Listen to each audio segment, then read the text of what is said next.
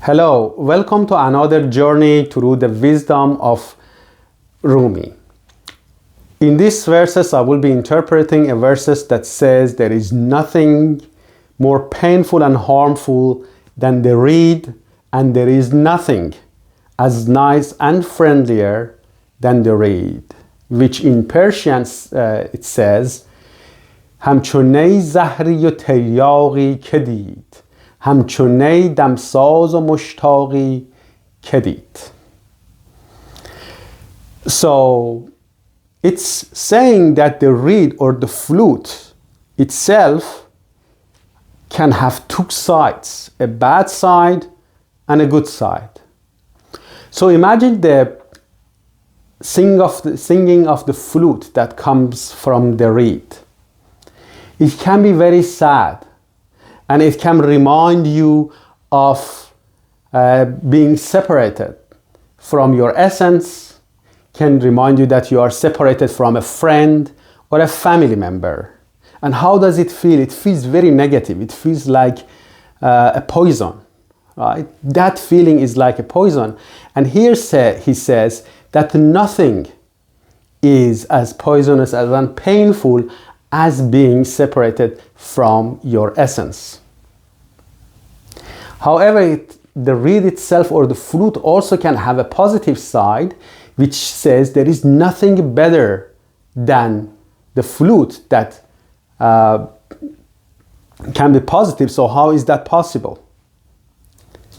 So the reed, the singing, the music of the reed can sometimes remind us of our separation from our essence. It can remind us that we are not together with our loved ones. That could be friends, or in that sense, it could be the essence of the Rumi. On the other hand, the same song can remind us of the time that we will be rejoining it. So as you focus your energy and your mental kind of focus on spirituality and your essence and your unity and the fact that all of us are coming from the same place and there is nothing else that's as important, the same song can be extremely joyful, and nothing better than that can be really enjoyed in life. So it's very interesting that he uses reed or flute to symbolize our soul, because flute itself has a hard part or resilient part that is the outer part of the reed, and there is a hollow part that is the inner part of it. So the outer part can show the resilience and the positivity, and the hollowness inside can be representing by the weakness or the both side of the reed in this instant. That can really resonate with our day-to-day feelings that we go through. Have you seen like yourself, for example, one day feeling really negative about something that happened in your life, and you feel that you are missing an opportunity, you are missing a friend, you are missing a family member, and that can be very negative. In the same time, the same thing can be extremely positive. If you have a challenge at work or you're missing somebody, although there is a negative side to it and there is a negative singing in your head telling you about all this negativity associated with that, there is also a positivity. So you can think about rejoining your friend or overcoming this challenge at work where you will be promoted, or all kinds of examples that you can see that one instance can be interpreted in a different way. So I would like to give you an example from somebody who here I call, for example, Maria, that had a very, who lived in a very low suburban location with not a very good economic situation and a horrible family situation etc. And of course, this person went through a lot of pain through their childhood, but they had this spark and the light of hope in their heart that deep down they knew, that she knew that eventually she will kind of grow out of this challenging situation and kind of solve all the problems that she was having. Through that hope, she started to study very hard and was able to become the first student at the university, and she eventually went to the university and went to a very highly valued profession where she was happy again. So the negativeness in the childhood, although it was very negative, it gave her a positive sense of seeing that it's possible to get out of this challenging situation. It could be the same kind of story of having double-sided blade when it comes to the flute, that the same song can be extremely negative or positive. So in our life, we can see the negativity and the challenges and the heart pain that we go through as a problem that we have that is separating us from where we want to go, that is separating us from our loved ones.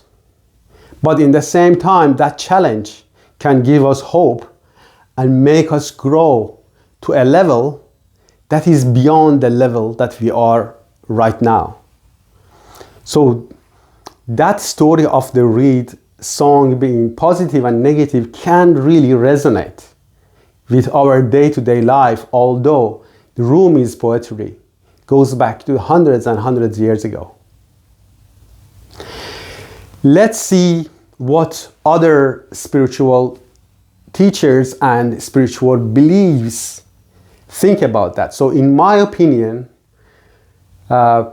Eastern philosophy and the spirituality, as well as the Western interpretation of that, as you see, it talks a lot about ego. And that's the ego that actually gives comment. And we regard ego as the conversation in the head. So the comment that you receive or you put on all kind of life situation that you have can be a positive or negative. If it is positive, it's going to make you happy. It's going to encourage you to develop beyond your current level. But if it is negative, it's going to stop you. And thinking that it has to stop you in order not to get further hurt.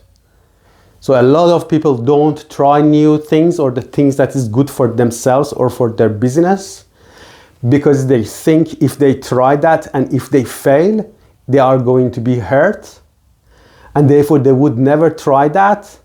So the conversation or the songs that we play in our head can be really the worst thing or the best thing in our lives. So in terms of Eastern philosophy and also Western read on spirituality, when they talk about ego and not following your ego, which is usually this negative commentary that we have in our head all the time, when we separate from that and we focus on what we want, a lot of times that is returning to our essence, or being united with the friends, or it could be also things like succeeding at what we are succeeding, especially if that success will be contributing to other people's lives.